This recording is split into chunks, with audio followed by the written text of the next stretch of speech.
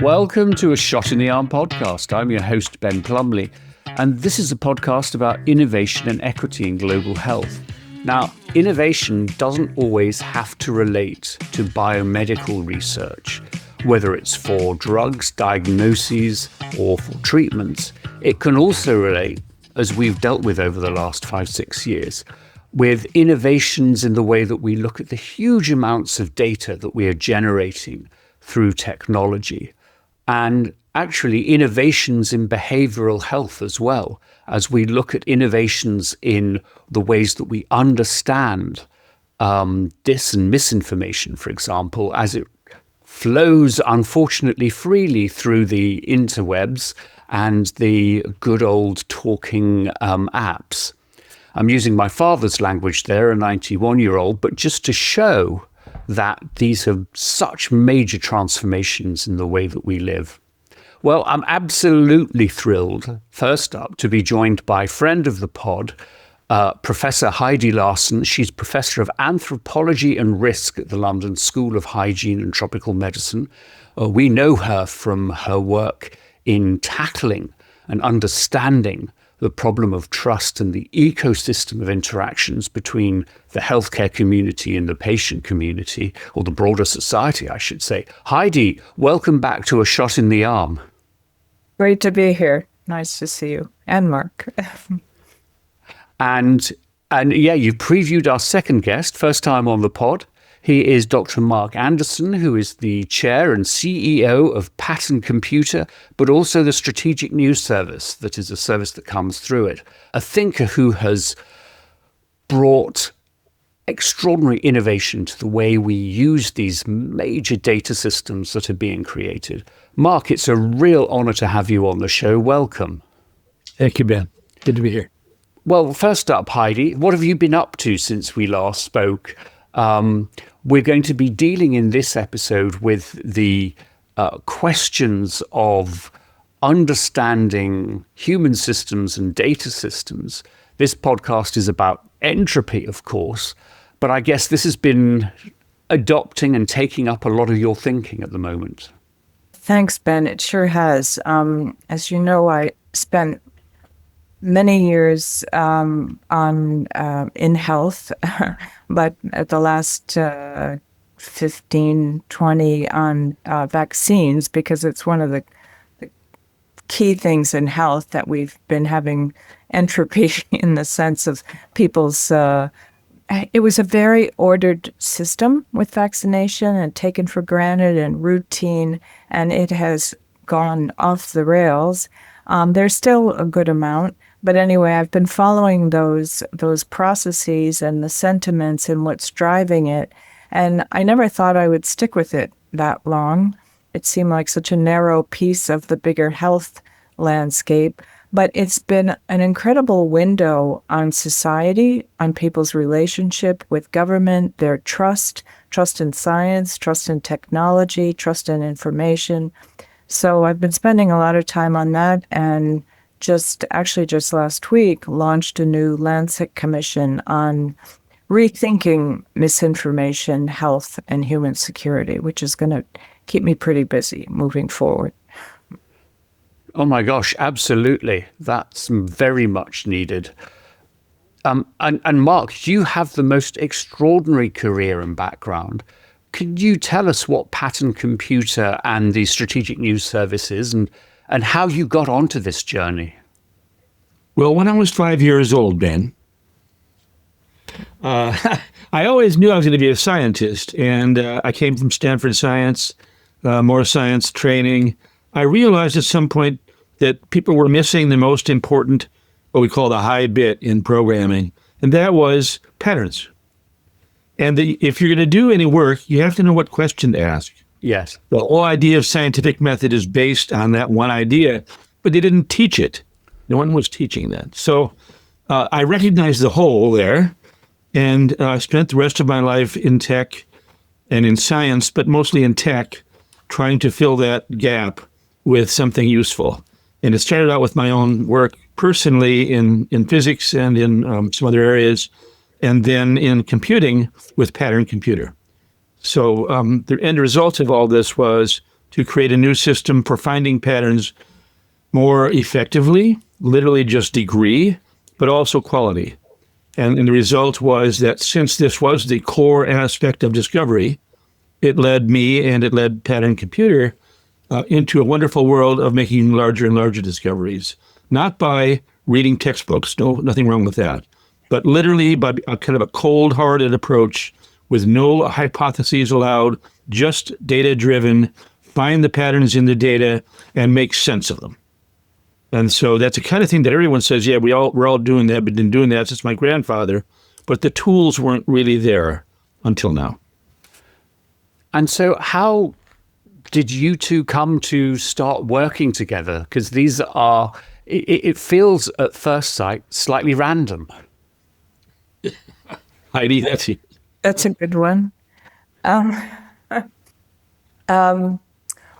I actually got a bit pulled off piste from what I thought I was going to be doing. I had been working in UNICEF and Save the Children for a while after thinking I was going to go and be a biomedical engineer, and started in biomedical engineering, and then found myself more and more interested in the social side of the society, the interaction with society, and but wasn't exactly sure what domain I would focus in. And I had a research grant that took me to Israel and India, and then ended up working overseas, and decided that I really thought that I met a lot of anthropologists in a few places, and anthropology is actually all about patterns. It's about finding patterns in human behavior. And that I just thought was the right discipline for me to do what I wanted to do. And so I ended up going to down the block from Stanford. I was at Berkeley. But when I finished my PhD, one of my examiners, who had been the dean of the School of Education at the time, had just been offered and have just accepted the role as the head of education at Apple Computers, which he said, well, I know this is probably not part of your career plan, but I really need you to come and work with us at Apple because we're facing a lot of resistance from teachers for the one computer per classroom.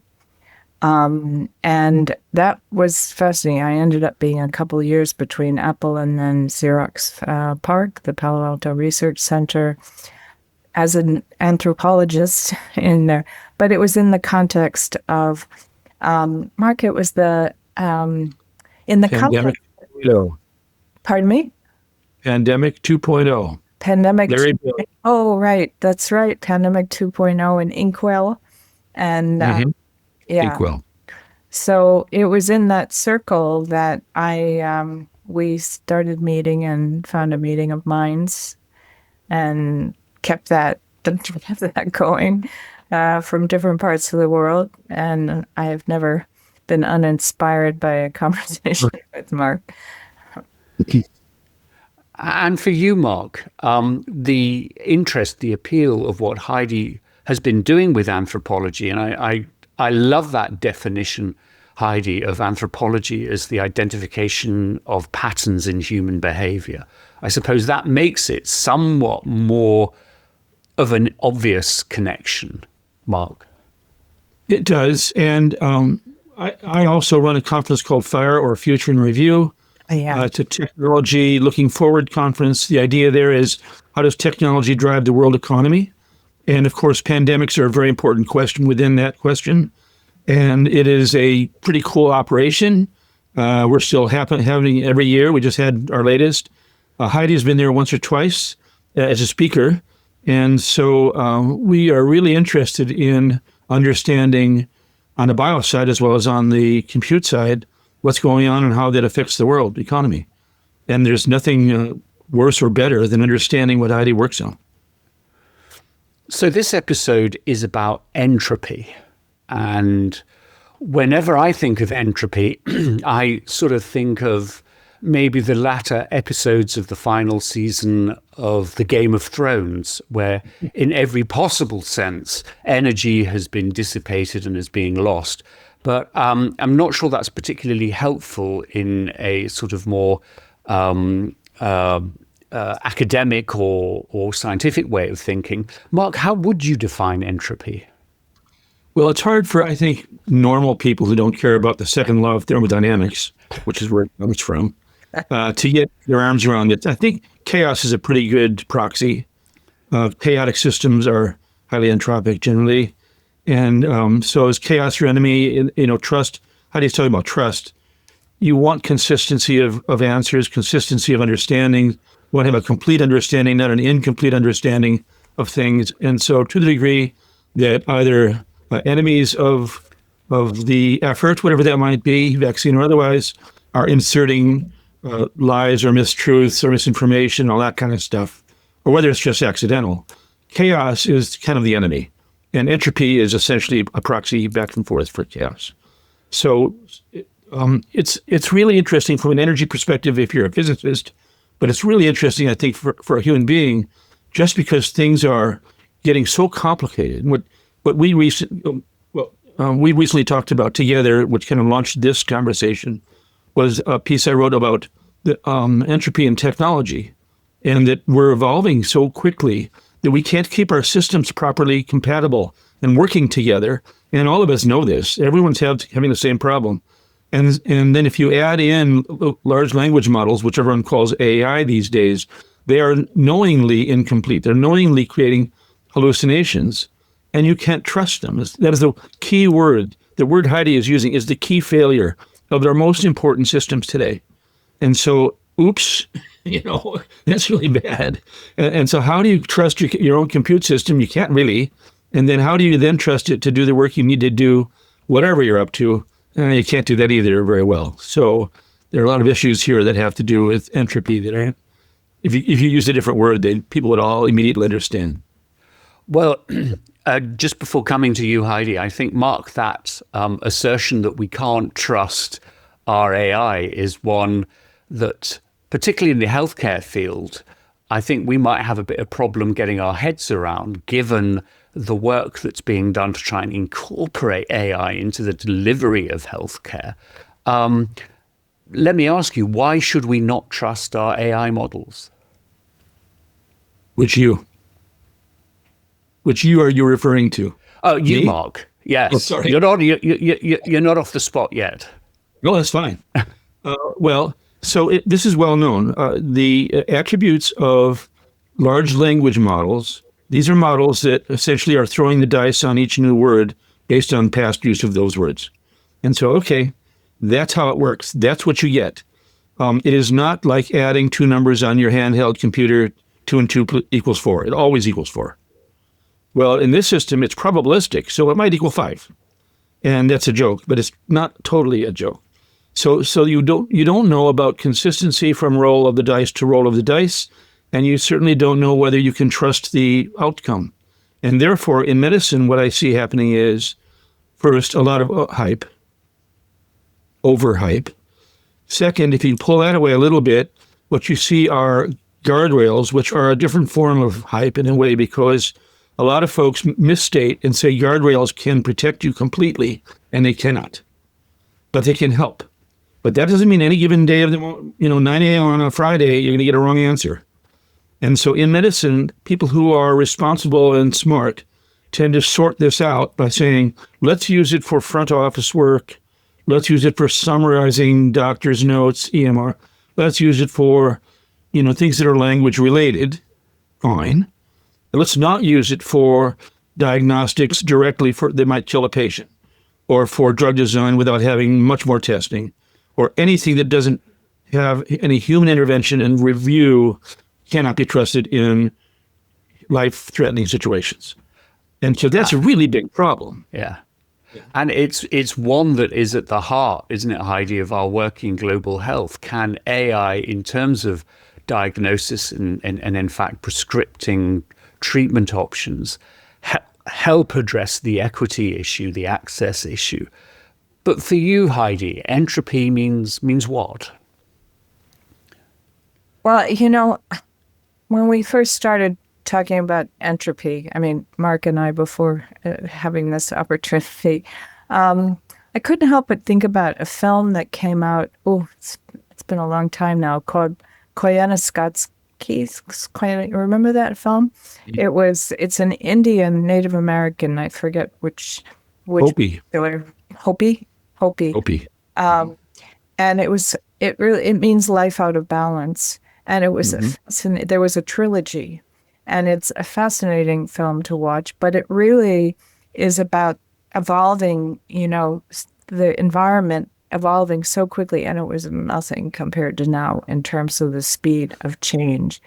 And it's interesting, I'm been collaborating with some folks on the emotional determinants of health, and we have an evolutionary biologist working with us who has really, talks about this in terms of how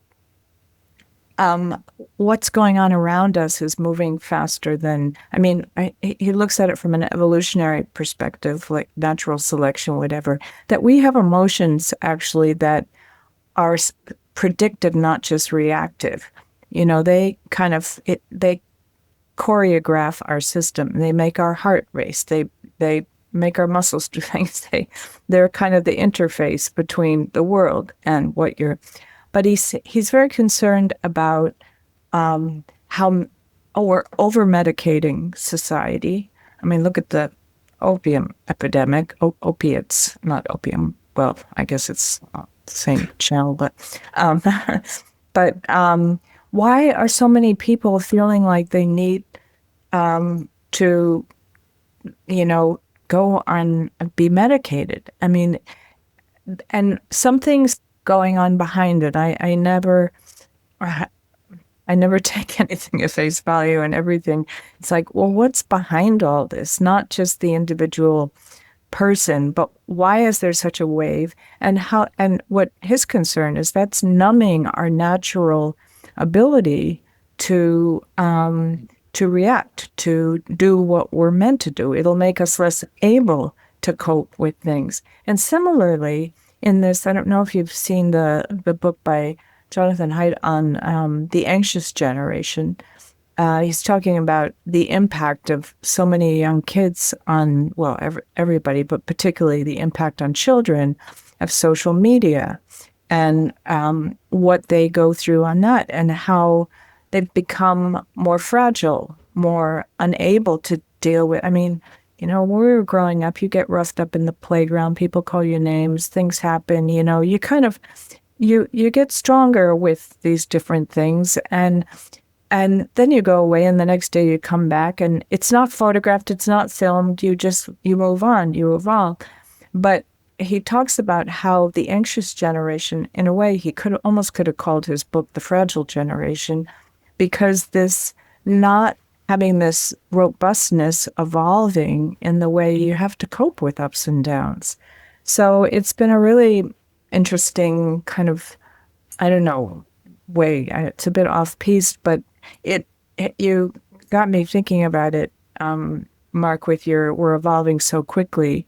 Well, our environment's evolving quickly, but I don't think that's probably what, I think that's what you meant anyway, that we're not catching up with it. And I think sometimes we have the information too, and we just don't deal with it. We what is it called in psychology? Omission bias. We want the familiar. We want something we believe. We don't want to people have more concern about little risks than they do about the big ones, because they don't really want to think about the big ones.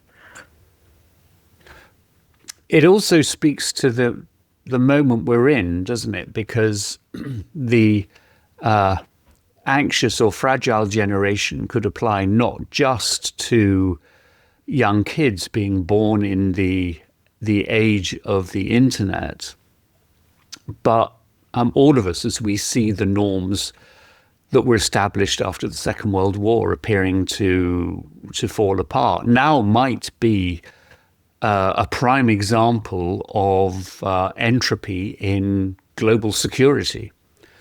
The question mark that I really wanted to ask you is sort of how you are able to go to these sort of 38,000 foot level packages of data and then be able to, somewhat like the spy satellites, drill right down and are able to sort of come to recommendations, thoughts, maybe even things that are stronger than that in terms of observations that apply both to the technology but also to the way we use it. And I'm just sort of interested in your in sort of the way you think, in how you've been able to do that.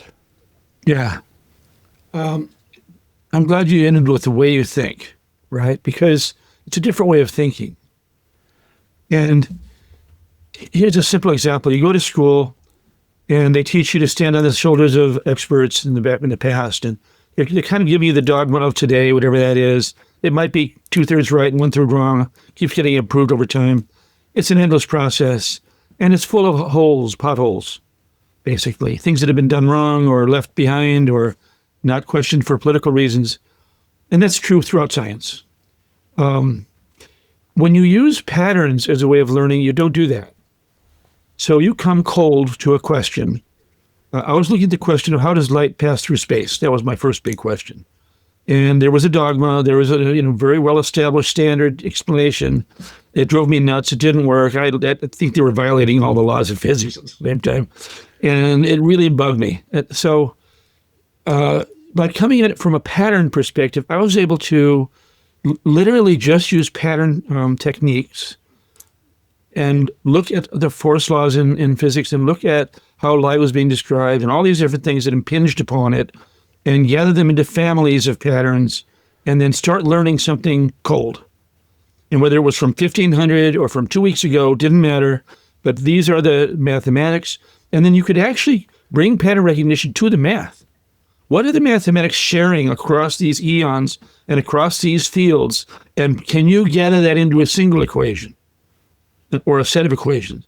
This is a different way of learning, completely different than saying, what did Bob say about it? What did Ed say? What did Mary say? So it resulted in kind of shockingly new stuff that I was able to test with people who were emeritus professors in physics and math. And they're going, yeah, where'd you get that? And it was because I couldn't say where I got it. I got it from looking at the patterns. And so even people who were very well versed in things had missed out on some things because they had been taught to stand on the shoulders of those who came before. It's a really different way of seeing the world. And it now I can say it provably can result in major discoveries that others were unable to make by taking other pathways. And a simple example would be our very first innings, as the British would say. We took the engine we had built in secret after 3 years. We went to an open source data set. It was being administered by the Berkeley National Laboratory on triple negative breast cancer, which is an untreatable, basically direct treatment, but there. And our very first runs brought us 17 potential drugs that we could create. There were combination drugs, more powerful. And then of those two that in vitro and in vivo, haven't done human trials yet, killed the cancers 100%. And only 0% healthy cells or 15%. They're very first runs. Now that data set had been out there for 20 years, open sourced. So everyone had used their tools already on that set. And they were finding like 1 gene, 2 genes, 3, 1 gene, 2 genes. And we found like 50 or 100 genes that were involved in expressing during death from this disease. So how did we do that? We had a better tool.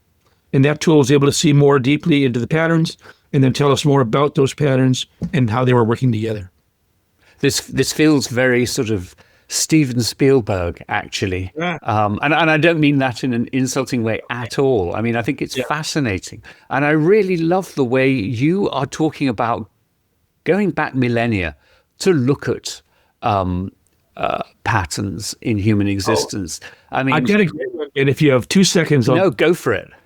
When I was doing what I just described to you, I found a mathematical pattern, right? And I can describe it, but it was very small. It was a term, and it went back to almost to the Greeks. It went way back into the 1300s somewhere, including one discoverer of this over and over again, CERN had tripped upon it. Euler in Germany, and one guy who was a French artillery sergeant who was learning how to lob shells at people, and he used the same term to do the proper targeting of artillery shells. All these different uses, right? One very simple term, and it's called action, or the principle of least effective action. So math people will know what I'm talking about. And after some years, I've been looking at this. I condensed it into my own version of that, and I brought it to a friend who is a nuclear scientist from University of Washington. And I had him stay overnight here. We're doing 5 questions. And my 5th question as we're washing dishes is it possible that action, or this principle of least effective action, is the core mathematics of physics? And he goes, yeah, that could be. When physicists talk, that's how they talk. So, it's like, well, that's fascinating, right? It's really interesting. Sounds like Catholic theologians when it comes to sort of explaining the mystery of faith. That could be, and that could be. Yeah. No, I find that fascinating. So, Heidi, I totally get your enthusiasm in collaborating with Mark. I can completely see the areas that would interest you in what he is describing and how he has got to be where he is.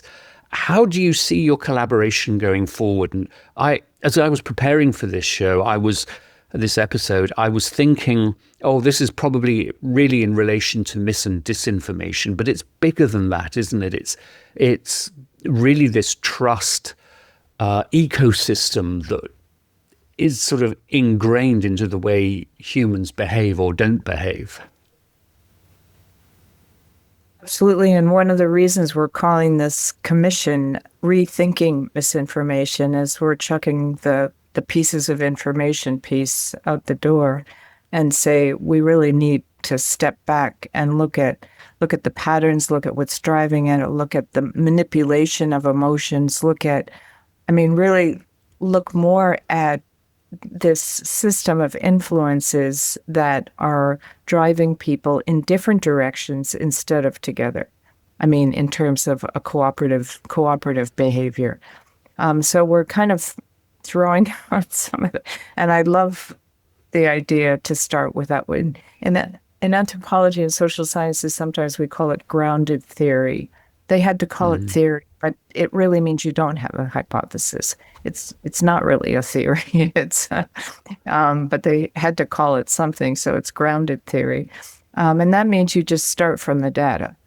And I think it's in fact it's so interesting. When I was doing my field work in Indian and Pakistani community in London, it coincided with, I think it was the 40th anniversary of the Fulbright Fellows. And they were looking around the world for someone to have a story about. And for some reason, my name got picked out of the hat. And a New York Times journalist came and spent the day with me in the community and did an interview. And there was like a major article in the New York Times. It was on the occasion of the Fulbright Fellow. But the quote he pulled out, which really helped me actually think about where I was heading. Sometimes you need somebody to come out from something, often from what you're so immersed in, to kind of ask you important questions that I hadn't thought of. But he had asked me something, and the quote he pulled out was, at the end of the day, my biggest learning is there aren't patterns. There are, but there are patterns. But in human behavior, there's this sense, the patterns in the anthropology sense are like, what are the consistent things? What are the patterns in how people interact in either a ritual or an other sense? I think they're using patterns in the wrong way. It sounds more like routines rather than patterns of human behavior. And I'm do a lot more these days with big data, which kind of puts me in a funny space with anthropologists. But, it was more about where is this community going in this environment and whatever. So he pulled out the one thing that was probably annoyed some of my anthropologist friends. But, the more I've talked to Mark, and I hadn't told you this, Mark, but left the last conversation thinking it wasn't that there were no patterns. It was there were patterns, but they were at a more macro level. And anthropologists were looking for micro patterns, and it was really more about routine and ritual. And that's what we were supposed to find, to go into an unknown community and then kind of uncover what is life about in those. But also the whole world has changed. The Margaret Meads of the world became the expert on Samoa. And everybody knows about Samoa now. I mean, anyone can find out what they want. So there's a lot, like with doctors who are getting confronted with a lot of questions about what they normally would say to their patients, and their patients would say, "Thanks, doc, I trust you." Anthropologists now and social scientists, but particularly anthropologists who were famous for discovering and being the authority on, they got a lot of competition. Because there's very few places in the world. I think Sebastian Salgado, his major final work was something called Genesis. And he told me he wanted to go to the few remaining places in the world that were still untouched or in their very primitive, primal ways. But, there's so much information and understanding, and people have a little bit of it or a lot of it, and the entropy in that space is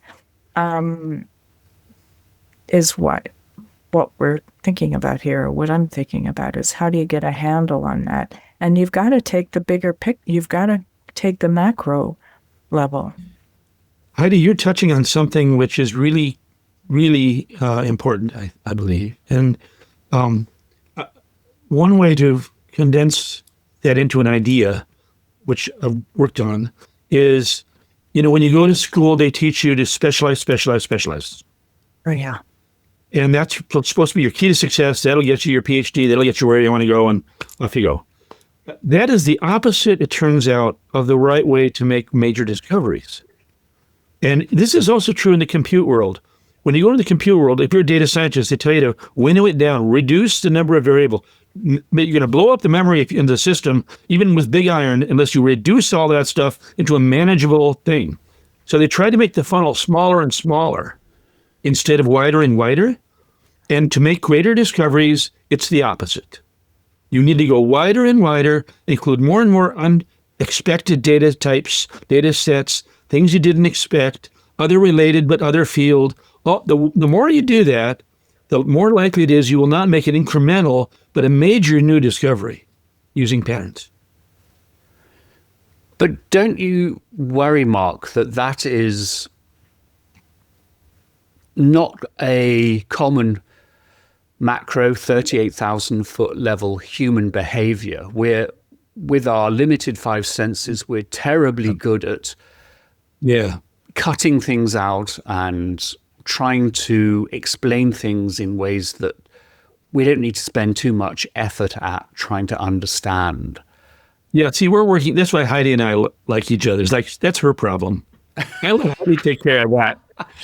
My problem is to figure this stuff out so it'll actually work. But in terms of human beings, that's all over there. Well, beautifully done. So I put the question to you, Heidi. The somehow making sense of the local. I mean the and the fact that human behavior is sort of more drawn to making simple sense of things by excluding factors rather than, as we build our lives, including as much as we possibly can. And the sort of Ben, I've got an answer that partially answers from the compute side. Yeah. Early on in our work, we were doing pretty well, and someone came to me during a meeting and said, well, we've got it down from like 10 to the 20th possible answers to 20,000. And I thought, well, that's great. And then someone said, what's the use of 20,000 answers? And that's kind of the Google thing now. It's like, oh, we got 20,000 potential drugs. They think that's a good answer. That's a horrible thing. And so that means you don't know what you're doing, basically. Now, if you could get it down to a human understanding level, which we can do, They get it down to 10 or 20. If you have an equation that said, here's the exact equation that a human being can read and understand all the parameters that led to that outcome. That's called explainable AI. Elon, who likes that term, can't do it, but we do it all the time. So this idea of XAI or explainable AI, it's been around for a long time. It's been a dream. We've achieved it mathematically. Others are working hard on it. Some probably have already got it too, but that's the deal. And when you do that, it's exactly what you're asking, Ben, because then a human being can take what was a 10 to the 20th crazy matrix and see 10 things. You go, okay, I get it. Here's why it rained, or whatever they're curious about.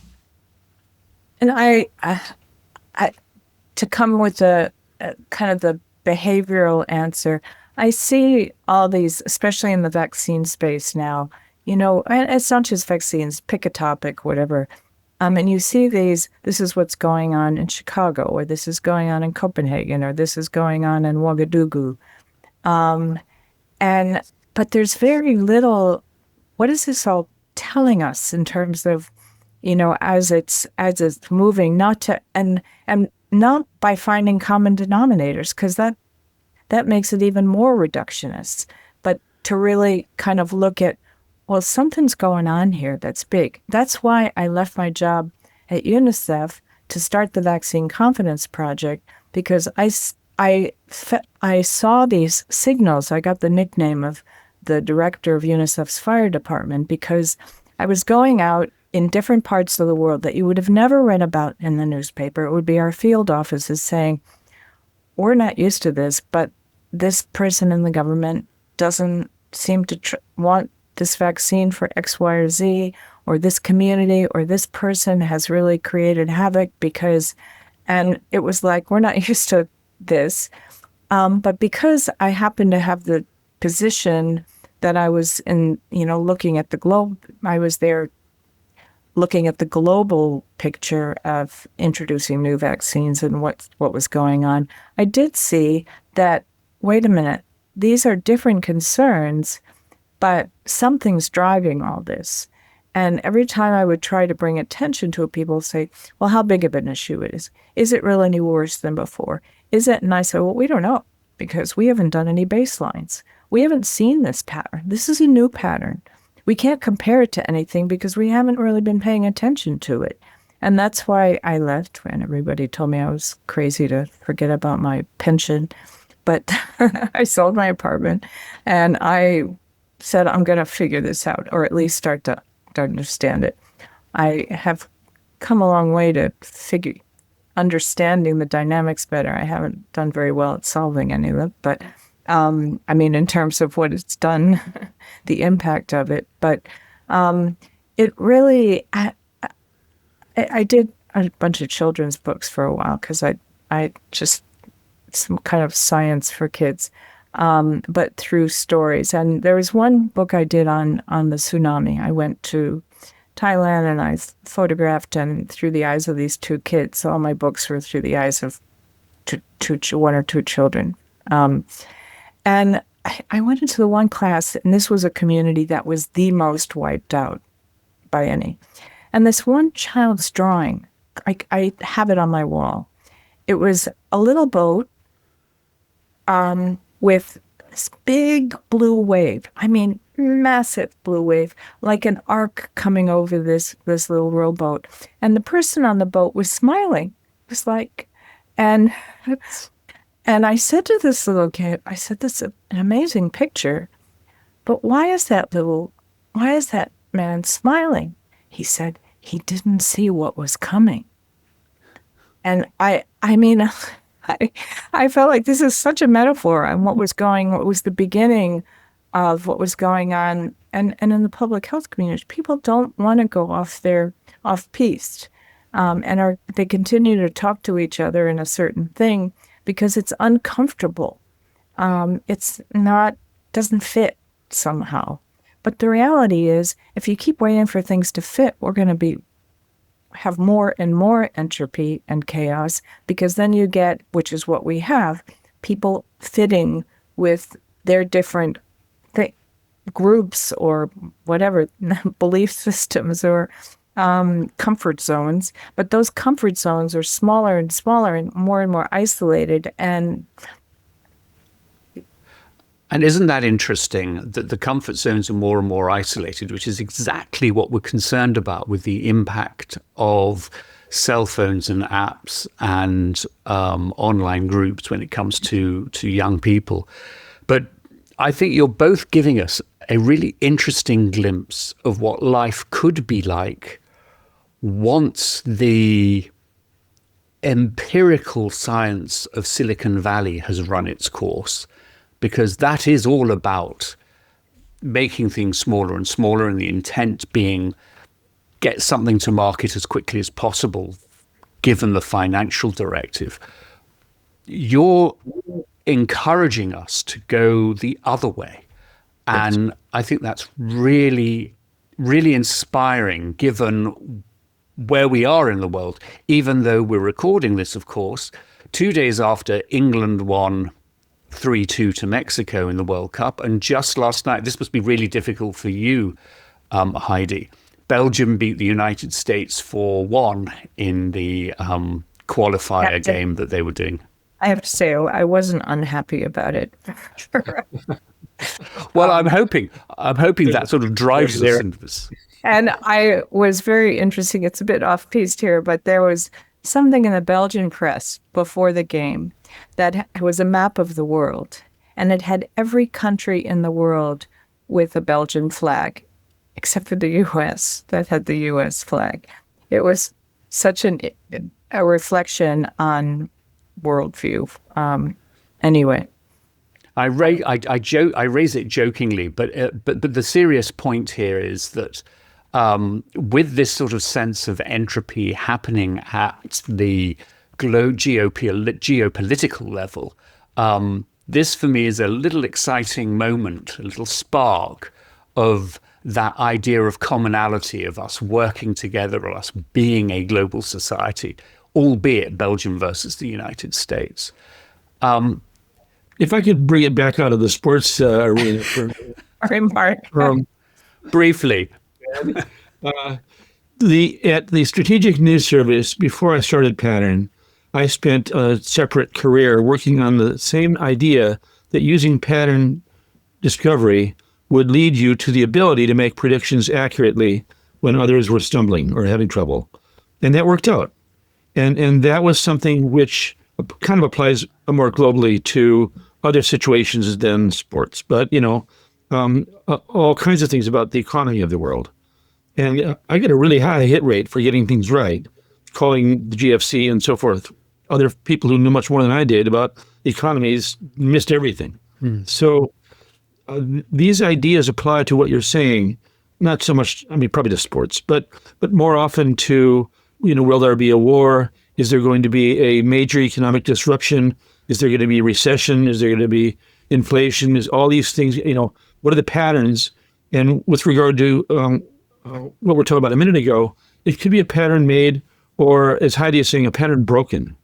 So you might see the world is going along, and then suddenly the pattern is broken. You go, whoa, what's happening here? There's something new here that we didn't expect. Yeah.